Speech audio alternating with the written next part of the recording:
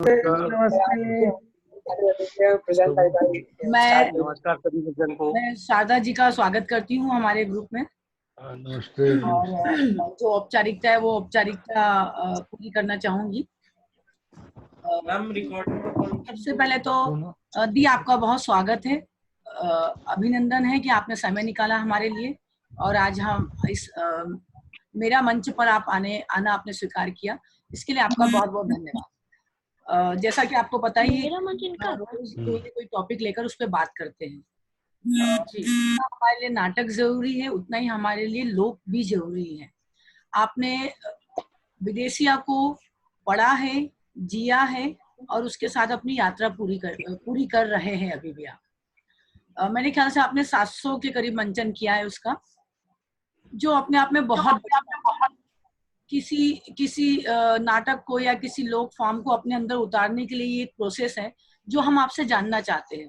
मैंने आपका विदेशिया 2 बार देखा है, बस उसी के बाद से मैं फ्लैट हूँ आपके ऊपर।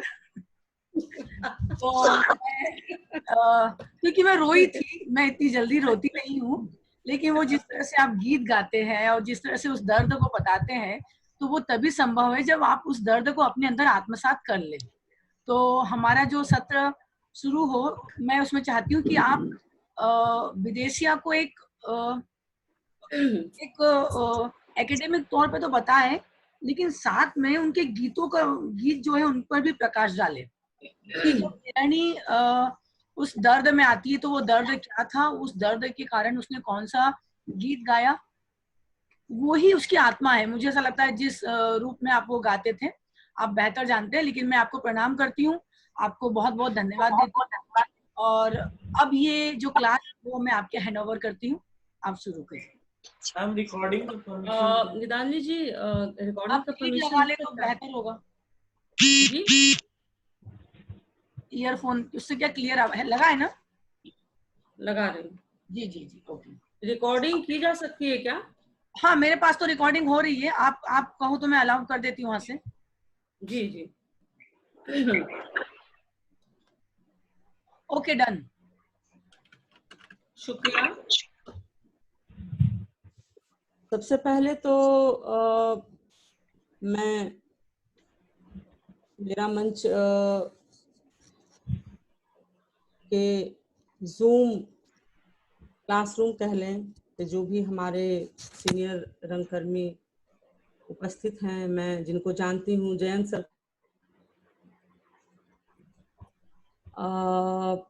आपको भी जानती हूँ, नाम मैं याद नहीं कर पा रही हूँ, प्रणाम। बसंत सर हमारे साथ में है, बंटी भैया भोपाल से हैं।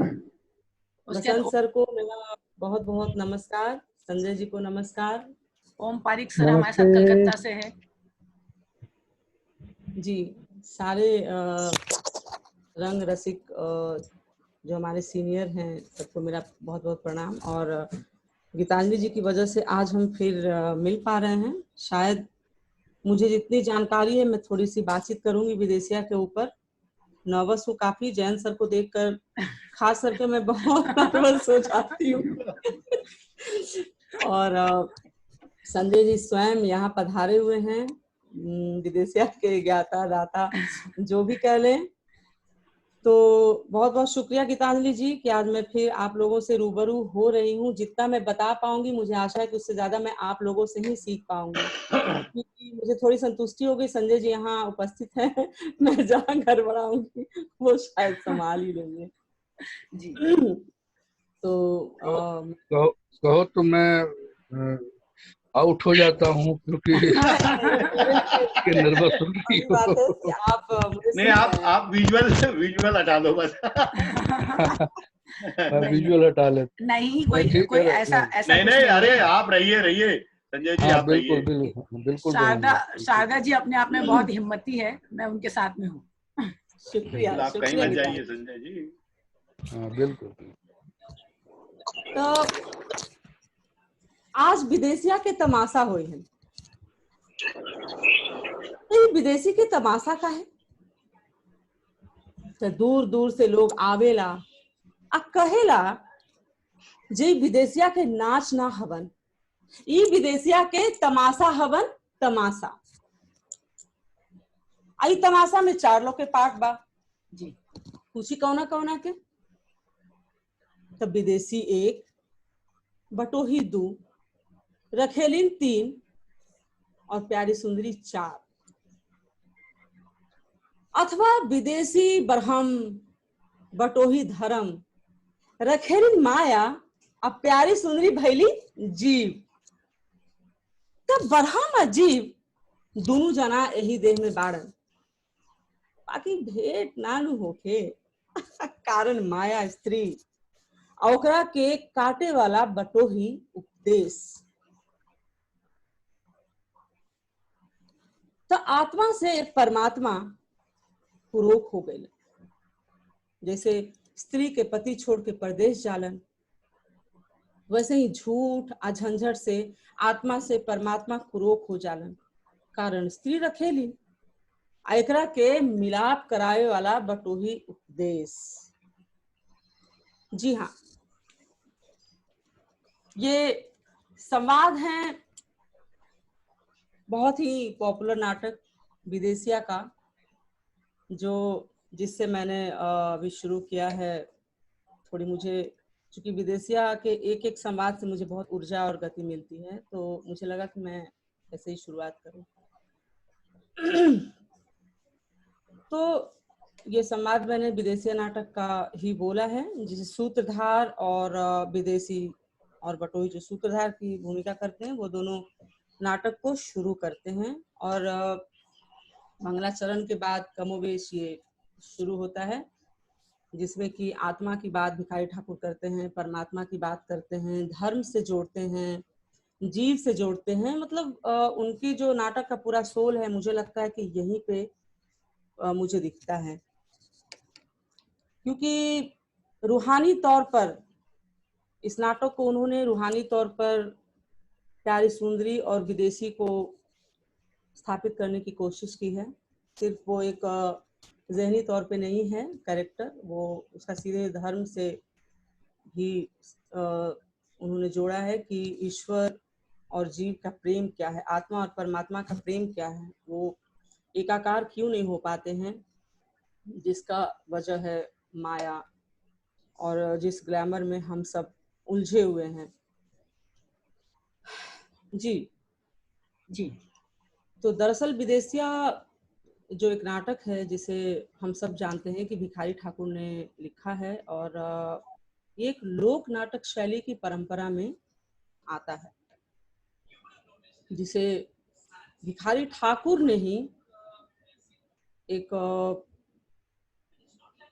भिखारी ठाकुर ने ही विदेशिया नाटक की रचना भी की, हम यूं कह लें, और इसे एक लोक शैली में उन्होंने पिरोया भी है। तो ये एक विदेशिया लोक शैली की परंपरा में आता है, जिसे भिखारी ठाकुर ने एक नया आयाम दिया। मैं आपको बता दूं कि भिखारी ठाकुर बचपन से ही गाते थे, बहुत सुरीली आवाज थी उनकी। वो बहुत पढ़े लिखे नहीं थे, लेकिन कैथी और देवनागरी लिपि में उन्होंने काफी कुछ लिखने की कोशिश की है, और उनके संग्रहों को संग्रहित करने के लिए बहुत सारे बाद में उनके दस्तावेजों को संग्रहित किया गया। तो भिखारी ठाकुर ने स्वयं स्वतः इस नाटक के संवाद लिखे, पात्रों को गढ़ा, जो उन्होंने आसपास देखा, जो उन्होंने महसूस किया, जो उस वक्त की परिस्थितियां थी और उस वक्त की परिस्थिति को उन्होंने देखा, जो स्त्रियों के साथ जिस तरह से हो रहा था, उनके मानसिक स्थितियों को का सूक्ष्मता से उन्होंने अध्ययन किया, और इन नाटकों को पिरोया और पात्रों को गढ़ा, संवाद को गढ़ा, और अपनी एक मंडली बनाई। जो मंडली आज हम लोग नाटक करते हैं, वो हम यूं कह सकते हैं कि भिखारी ठाकुर का इसमें बहुत बड़ा योगदान रहा है, कि भिखारी ठाकुर ने एक प्रोफेशनल मंडली की स्थापना की, जिसमें कि बहुत सारे कलाकार होते थे जो नाचते थे, गाते थे, बाकायदा उन्हें प्रशिक्षण भी दिया जाता था। एक बात और है कि उस वक्त स्त्री समाज में इतनी मुखरित नहीं थी कि वो अभिनय कर सके, तो भिखारी ठाकुर पुरुष पात्रों को ही स्त्री भी बनाते थे, और साड़ी पहनाकर वो स्त्री बनाते थे और स्वयं भी वो अभिनय करते थे। भिखारी ठाकुर स्वयं भी कई नाटकों में उन्होंने अभिनय किया है और खासकर विदेशिया उनका बहुत ही, एक तरह से कहें कि उन्होंने बहुत तन्मयता से इस नाटक को लिखा। तो विदेशिया नाटक में वो सूत्रधार की भूमिका स्वयं किया करते थे और बटोही की भी भूमिका किया करते थे और माशाल्लाह वो गाते भी थे। इस तरह से उन्होंने एक लोक नाट्य शैली की परंपरा को स्थापित करने की कोशिश की और विदेशिया के कई शो गांव-गांव में घूमकर उन्होंने करना शुरू किया।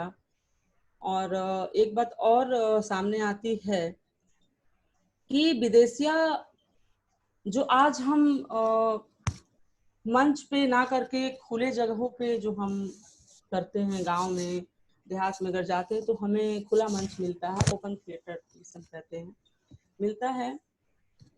ये इसकी शुरुआत भी भिखारी ठाकुर ने ही किया क्योंकि उस वक्त आर्थिक रूप से और स्थिति बहुत खराब थी, इतने पैसे नहीं थे कि पूरा साजो सज्जा के साथ नाटक किया जा सके। तो भिखारी ठाकुर तो इतने टैलेंटेड थे, अपने ग्रुप को ले जाते थे और कहीं भी तंबू तान के पेट्रोमैक्स चला के या अकॉर्डिंग टू सिचुएशन वो लालटेन जला के और नाच गाना किया करते थे। उन्होंने एक और नई परंपरा की शुरुआत की, जो परंपरा हमारे लोक नाट्य में तो रही ही है, लेकिन शायद हम सब भूल चुके थे, लौंडा नाच की परंपरा। आप लोगों ने जैसा सुना होगा कि बिहार के लोक नाट्य में लौंडा नाच का परंपरा की भूमिका बहुत पुराने समय से रहा है। तो इसको बेल स्टीम मिलाने का भी श्रेय भिखारी ठाकुर को ही जाता है, जो उन्होंने विदेशिया शैली में डाला लौंडा नाच। इसमें एक युवक जो कमसीन युवक होता है, जिसके अंदर कह लें कि नाचने की लचक होती है।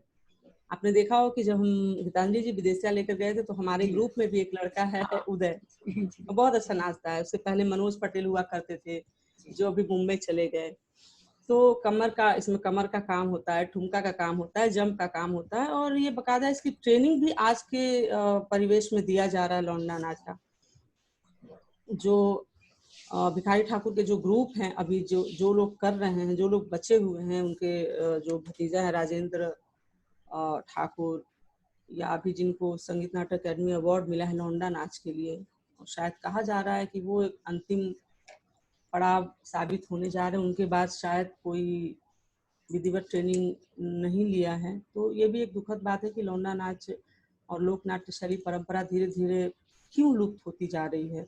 ये सवाल भी भिखारी ठाकुर ने बखूबी हमारे सामने ये प्रश्न छोड़ा है। तो जब गांवों से विदेशिया नाटक करना शुरू हुआ, जिसका प्रभाव गांव से होते होते शहरों की ओर जाने लगा, तो इधर के समय में जब शहरों में सतीश आनंद जी ने थिएटर की शुरुआत की, बहुत अच्छे निर्देशक रहे अपने समय के, बहुत अच्छे अभिनेता भी रहे हैं। तो सतीश आनंद जी ने विदेशिया शैली में कुछ महत्वपूर्ण नाटकें उन्होंने किया, जिसमें सबसे महत्वपूर्ण नाटक उनका है अमली, जो ऋषिकेश सुलभ सर जी ने लिखा है, जिसे अमली नाटक, जो बहुत ही अपने समय में ख्याति प्राप्त नाटक रहा है। कविता कुंद्रा जी ने इसमें अभिनय किया था। मुझे तो ऐसा सौभाग्य मिला नहीं कि मैं उस नाटक को देख पाऊं, क्योंकि ऐसा मैंने सुना है कि कविता कुंद्रा जी बहुत अच्छी अभिनेत्री रही हैं और अमली नाटक ऋषिकेश सुलभ सर का बहुत ही अच्छा नाटक साबित हुआ, जिसको सतीश आनंद सर ने विदेशिया शैली में किया। लेकिन थोड़ी सी यहाँ कंफ्यूजन ये हो जाती है, जिसे मैं क्लियर करना चाहती हूँ कि विदेशिया नाटक और विदेशिया शैली को लेकर लोगों में थोड़ी सी कंफ्यूजन है। वही मैं बताना चाह रही हूँ कि विदेशिया एक नाटक है जिसे भिखारी ठाकुर ने लिखा है, और विदेशिया एक लोक शैली की परंपरा में एक आता है, एक शैली है जिसको भिखारी ठाकुर ने ही आगे बढ़ाने की कोशिश की है। और सतीश आनंद के बाद नो डाउट अभी आप जो विदेशिया देख रहे हैं, संजय उपाध्याय जी नवाचार किए और बहुत सारे परंपरागत शैली, जो विदेशिया शैली की परंपरागत चीजों को उन्होंने लिया और कुछ आधुनिक रंग भाषा की शैली भी उन्होंने गढ़ी और उसको मिलाकर एक नए तरह का उन्होंने एक पैकेज तैयार किया विदेशिया, और जो हम लोग घूम घूम कर देश भर में कर रहे हैं। कई जगह शोज होते हैं। तो अभी गीतांजलि जी ने जैसा कहा कि वो रो रही थी, भाई मैं आपकी गुनहगार हूँ, मुझे माफ कर दीजिए। आपकी जैसे कई महिलाएं जब मैं शो करके आती हूँ तो मुझे रोते हुए आलिंगन कर लेती है। तो मुझे लगता है कि चलो इस नाटक का जो मेन जिस्ट है शायद उनके तक पहुंच रही है, शायद एकाकार हो रहे हैं वो इस मोशन से। और हम लोग 700 से भी अधिक शो अभी विदेशिया का कर चुके हैं। तो विदेशिया यूं कहें कि मूलतः बिहार की और शुद्धतः बिहार की ही लोक शैली है, जिसका जो स्ट्रक्चर है मैं थोड़ा बताना चाहूंगी। उस स्ट्रक्चर में एक सूत्रधार होता है जो सूत्रधार कहानी को बताता है, और पीछे स्टेज पे जैसा कि गीतांजलि जी ने देखा भी है, शायद आप लोगों में से भी जिन्होंने विदेशिया देखा होगा, पीछे समाजी बैठते हैं, एक तरह के कपड़े, एक तरह के कॉस्ट्यूम, एक तरह के पगड़ी, और एक बहुत ही बढ़िया माहौल उनसे देखने को मिलता है। वो एक साथ वो समाजी होते हैं जो ऊपर का सुर लगाते हैं, गाते हैं, वाद्य यंत्र, तरह तरह के वाद्य यंत्र बजाते हैं, और जो एक्टर अभिनय करते हैं वो फिर वहीं जाकर बैठ जाते हैं। ये एक फ्री स्टाइल की एक शैली है जिसे विदेशिया शैली कहते हैं। इसमें एक महत्वपूर्ण कैरेक्टर भी होता है जिसे हम लोग जोकर के नाम से जोकर कहते हैं। ये दरअसल मैंने संस्कृत नाटकों में भी पढ़ा था कि पहले शास्त्रीय नाटकों में विदूषक आया करते थे जो हंसाने का काम करते हैं, जो नाटक बीच में अगर कहीं कुछ हो रहा है तो जोड़ने, कनेक्शन का काम करते हैं, या कुछ स्पेशल मैसेजेस देते हैं। तो इसमें एक जोकर भी होता है जो थोड़ा ऑडियंस को रिलीफ प्रदान करता है, और साथ ही साथ इस जोकर को लोक शैली में हम लबार कहते हैं। उसे लोग लबड़ा लबड़ा भी कहते हैं, एक भाषा है लबार। तो ये विदेशिया शैली का मुख्य स्ट्रक्चर है जिसमें ये नाटक हम लोग करते हैं। इंस्ट्रूमेंट भी होता है, परकशन होता है, ढोलक, वाद्य यंत्रों में ढोलक होता है, तबला होता है, और आज के आधुनिक परिवेश में तो और भी सारे इंस्ट्रूमेंट हम लोग सुन रहे हो हम लोग इस्तेमाल करते हैं। लेकिन भिखारी ठाकुर के समय में मूलतः जितने इंस्ट्रूमेंट थे उन्होंने ढोलक, तबला, सितार, जो कंसी होता है वो, झाल, चूंकि भिखारी ठाकुर पे कीर्तन का बहुत प्रभाव था, कीर्तन और भजन बचपन से ही वो सुनते थे। वो कहा भी करते थे कि जो हमारा धार्मिक एस्पेक्ट है, जो हम धर्म से जुड़ते हैं, वो हमारा व्यक्तिगत नहीं है, वो एक संस्थागत है। वो इस बात को इस पे जोर देते थे। तो उन्होंने धर्म को जोड़ा है, और वो जो करताल और खंजरी है ये कीर्तन का ही वाद्य यंत्र है जिसको इन्होंने यहाँ विदेशिया में स्थापित किया है। एक बहुत ही अहम और खास बात है विदेशिया की, जो विदेशिया को सबसे महत्वपूर्ण जो विदेशिया को एक खास तरह से देखने का नजरिया ऑडियंस देखती है, वो ये है कि लोक गीत और संगीत प्रधान तो नाटक है ही, विरह है, इसमें श्रृंगार है, लगभग 9 रस है इस नाटक में जिसका लुत्फ ऑडियंस उठाती है। पूर्वी लोक धुनों का भिखारी ठाकुर ने इसमें बखूबी इस्तेमाल किया है, और नायिका विभिन्न नायिका पूर्वी गाती हैं। पूर्वी गीतों, चौपायों का, दोहों का, छंद आदि का इन्होंने बहुत प्रयोग किया है। दरअसल वो पूर्वी गीतों से बहुत ही इम्प्रेस थे, और कहा जाता है कि चूंकि पूर्वी गीतों में अपना एक खास मिठास होता है, जो पूर्विया लोक संगीत होता है उसमें एक अपना खाटीपन होता है, जिससे भिखारी ठाकुर बहुत प्रभावित हुए थे। और चूंकि वो मूलतः कवि थे, गीतकार थे, लोक धुनों की अच्छी समझ थी, कीर्तन भजन गायन में भी उनकी काफी रुचि थी, और उनके कंटेम्पररी संगीतकार रहे हैं महेंद्र मिसिर। वो महेंद्र मिसिर से भी काफी प्रभावित रहे और उनके लोक धुनों को, उनके पुरुलिया शैली को इन्होंने काफी इस्तेमाल किया है। मैं थोड़ी सी 2 लाइन आपको गा के सुनाना चाहती हूँ। पुरुलिया आप लोगों ने सुना भी होगा, लेकिन महेंद्र मिसिर के पुरुलिया शैली पे संजय जी ने एक नाटक की ही गीत गाते। चूंकि हम लोग नाटक के कलाकार हैं तो नाटक से संबंधित गीत गाएंगे। गब्बर की चोर एक नाटक है भिखारी ठाकुर जी की। शिव सती जी के पूत देवन में मजगूत,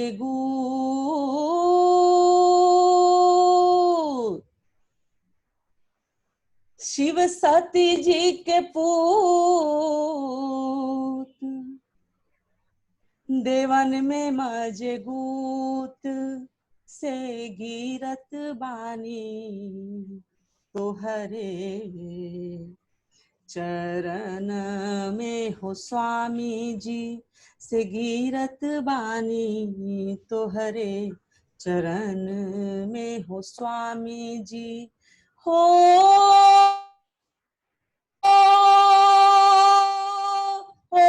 हो हैया हैया हैया, गवना करा के गैला घर के न सूधी लिहिला, गवना करा के गवना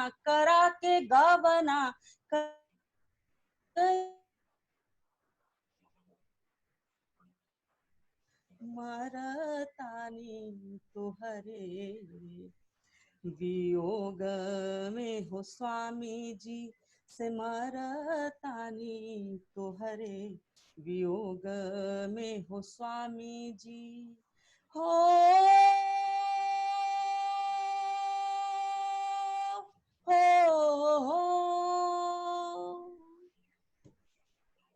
तो मूलतः इस तरह से पूर्वी लोक धुन है ये। और भी कई गाने हैं। एक उनका बहुत ही फेमस गाना है, शारदा सिन्हा ने उनके कई सारे गानों को गाया। पटना से बैदा बुलाए थे, आप लोग सुने होंगे। या उनका बहुत ही फेमस गीत रहा अंगुली में डसले बिया नगिनिया, ये महेंद्र मिसिर जी का बहुत ही फेमस लोक संगीत रहा है। तो भिखारी ठाकुर ने विदेशिया नाटक में इसका पूर्वी संगीत का बहुत इस्तेमाल किया है। और एक बात और है कि भिखारी ठाकुर चूंकि बचपन से ही बहुत आध्यात्मिक रहे हैं। कहा जाता है कि उनके अंदर नाचने की कला, गाने की कला बचपन से ही रही है। वो जब एक बार की घटना है कि जब वो एक बार गाय चराने गए थे, गाय चराया करते थे। चूंकि वो खुद उस क्लास से आते थे जिस क्लास को हमारा समाज आज भी उपेक्षित मानता है। चूंकि उस क्लास से आते तो गाय चराने वो जाते थे गांव के सीमान पे। तो गाय चराते हुए वो दोस्तों के साथ अक्सर रामलीला का अभिनटन किया करते थे, रासलीला का करते थे। तो इस तरह से उनके अंदर वो तुलसीदास जी से बहुत प्रभावित थे, भगवान राम से बहुत प्रभावित थे। जो उनके नाटकों की शुरुआत में भी दिखता है, मंगलाचरण से उन्होंने नाटक को शुरू किया है। और कहा जाता है कि अपने मूल साहित्य सृजन में तुलसीदास के रामचरितमानस को उन्होंने बहुत स्थान दिया और साथ ही उन्हें अपना गुरु भी मानते थे। इसलिए विदेशिया में दोहे और चौपाओं का काफी उन्होंने प्रयोग किया है। जैसे नाटक शुरू होता है, मंगल भवन अमंगल हारी, अमंगल हारी, मंगल भवन अमंगल हारी, अमंगल हारी, द्रवहस दशरथ अजीर बिहारी, अजीर बिहारी, अजीर बिहारी। कि आहो राम मंगल भवन मंगल हारी, राम हो रामा। कि आहो राम द्रवहसु दशरथ अजीर बिहारी, राम हो रामा। धन्य धन्य गिरिराज कुमारी, रामा हो रामा, कि आहो रामा तुम समान नहीं कोई उपकारी, रामा हो रामा, रामा हो रामा, रामा हो रामा। इस तरीके से उन्होंने मंगलाचरण में दोहा और चौपायों का उन्होंने प्रयोग बखूबी किया है।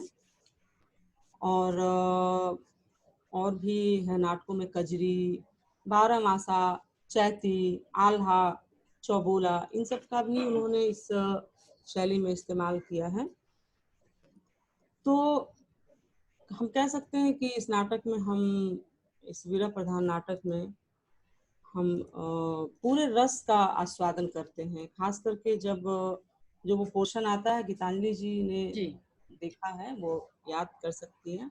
बारहमासा जब होता है, जब विरहिणी नायिका प्यारी सुंदरी बहुत परेशान है, उसका पति बाहर उसे बटोही मिलते हैं, बटोही के पास वो जाती है, अपना व्यथा कहती है और चिट्ठी और फोटो देती है कि आप कलकत्ता जा रहे हो तो कृपया क्या कर रहा है, कैसे होगा, किस परिस्थिति में होगा, और मैं 12 महीने उनके बिना क्या महसूस करती हूँ। तो मेरे रोंगटे खड़े हो जाते हैं जब भी मैं ये एज ए अभिनेत्री इसको ये देखती हूँ। एक पत्नी अपने पति के बिना 12 महीने क्या महसूस करती है, ये बाकायदा उस चिट्ठी में लिखा हुआ है। और जिसमें नवरस है, नवो रस का इसमें सम्मिश्रण है, श्रृंगार भी है, भी है, प्रेम भी है, इंतजार भी है। ये सारी भावनाएं वो बारहमासा में अभिव्यक्त करती हैं। तो ये भिखारी ठाकुर की जो रचना है, इस लिहाज से हम कह सकते हैं कि भिखारी ठाकुर एक सामान्य कवि, गीतकार या नाटककार नहीं थे। वो काफ़ी अपने ज़माने से आगे का सोचते थे और उन्होंने इतना सब कुछ रचा गढ़ा, तो अपने आप में वो बहुत महान थे। भिखारी ठाकुर के लगभग 10-12 नाटक हैं, जिन्हें मैंने थोड़ा बहुत, कुछ नाटकों को तो अच्छे से पढ़ा है, कुछ नाटक को बहुत नहीं पढ़ पाई, जिसमें मूलतः विदेशिया है। विदेशिया को पहले बिरहा बहार कहा जाता था। बिरहा बहार के नाम से भिखारी ठाकुर इस नाटक को खेलते थे, लेकिन बाद में उन्हें लगने लगा, जब कुतुबपुर, मैं थोड़ा सा बता दूं कि भिखारी ठाकुर कुतुबपुर के रहने वाले हैं, छपरा के। और जिस वक्त उन्होंने ये नाटक लिखा, पलायन की कहानी है, ये विस्थापन की कहानी है, जिस वक्त इन्होंने ये नाटक लिखा उस वक्त नवयुवक बाहर जाया करते थे रोजी रोटी की तलाश में।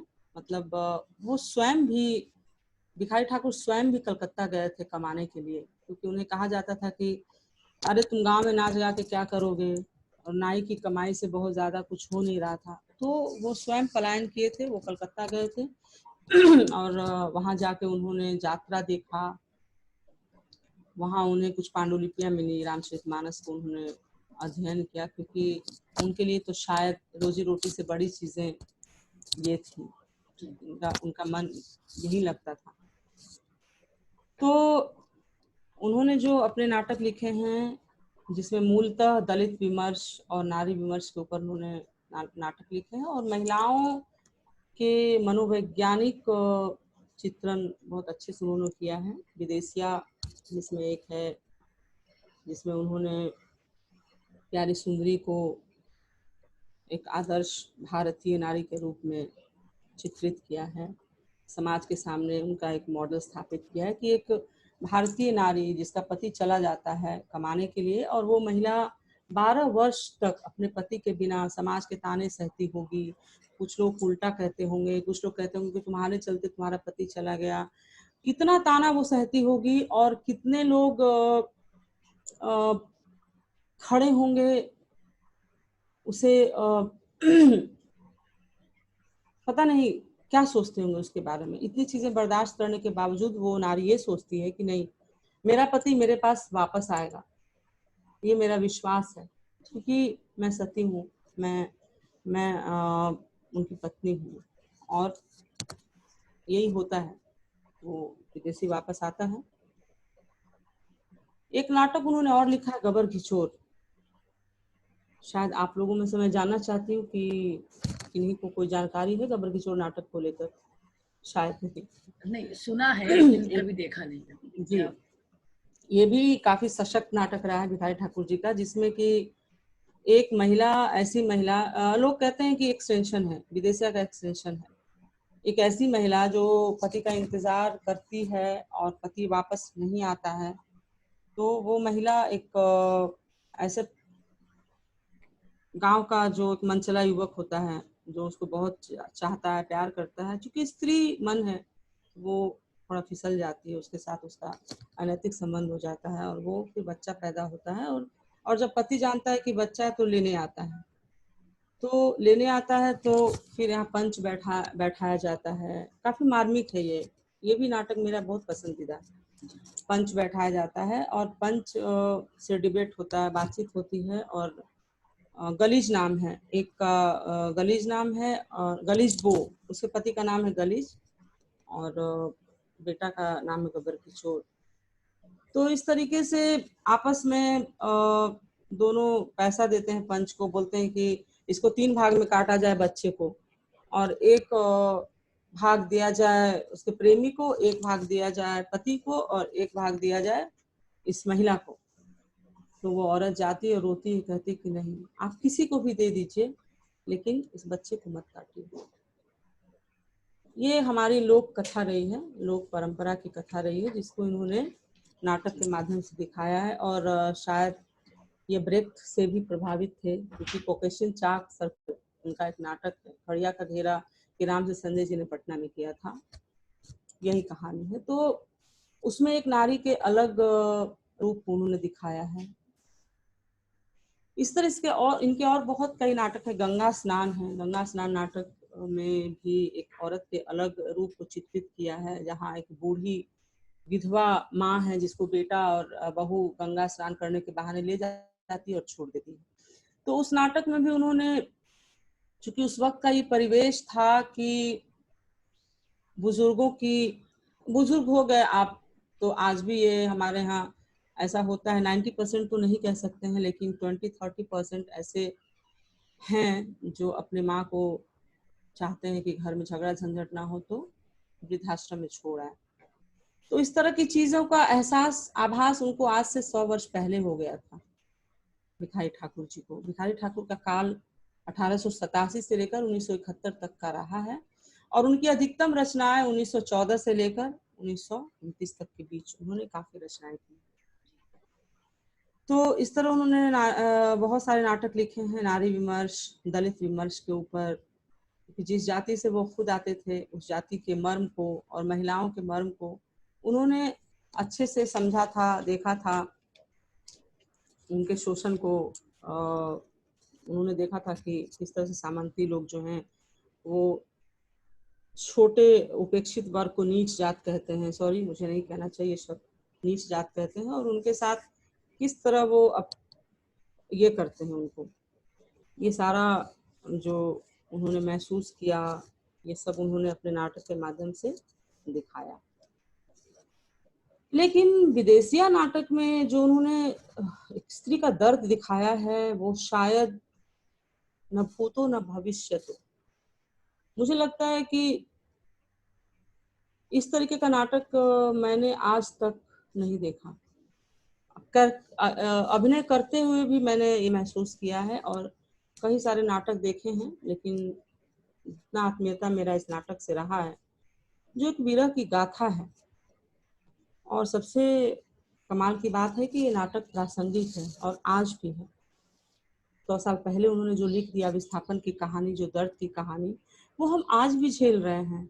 आज आप देखिए कि अभी हाल में एक न्यूज आया था, जो कोरोना के वक्त में इतने लोग पलायन किए हैं, बाहर गए कमाने, इतने सारे मजदूर मारे गए हैं। मेरे तो रोंगटे खड़े हुए जब मैंने देखा पटरी पे मजदूर, 16 मजदूरों की जो मौत हुई और वो रोटी पड़ी हुई है, जिस रोटी की कमाई में वो बाहर गए, और ये इस सुकून से घर जा रहे होंगे कि नहीं अब तो बाहर में कुछ है नहीं, मैं उस घर में चलता हूँ जहाँ मेरी पत्नी मेरा इंतजार कर रही होगी। मैं जाता हूँ। और वो इस तरह से मतलब उनकी जो दुर्दशा हुई, तो ये इंतजार की पीड़ा, पलायन की पीड़ा शायद हमारे समाज से कभी खत्म न हो। ये बेरोजगारी की पीड़ा शायद कभी खत्म न हो, चाहे वो 100 साल पीछे हम चले जाएं। बल्कि हम ये कह सकते हैं कि आने वाले दिनों में जितनी बेरोजगारियां बढ़ रही हैं, पलायन और विस्थापन उतना ही बढ़ता जाएगा। और कमोबेश हर घर में एक प्यारी सुंदरी दिखती रहेंगी, हर घर में एक विदेशी दिखेंगे जो कमाने के लिए बाहर जाएंगे और पत्नियां बैठ कर उनका इंतजार करेंगी।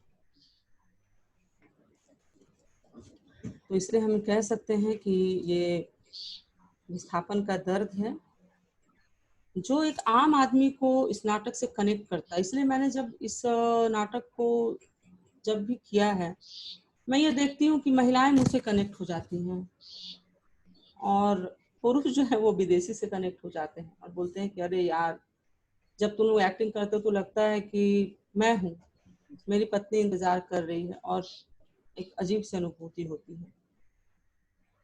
तो ये है विदेशिया, और इस नाटक की सफलता का यही सबसे बड़ा मूल मंत्र है।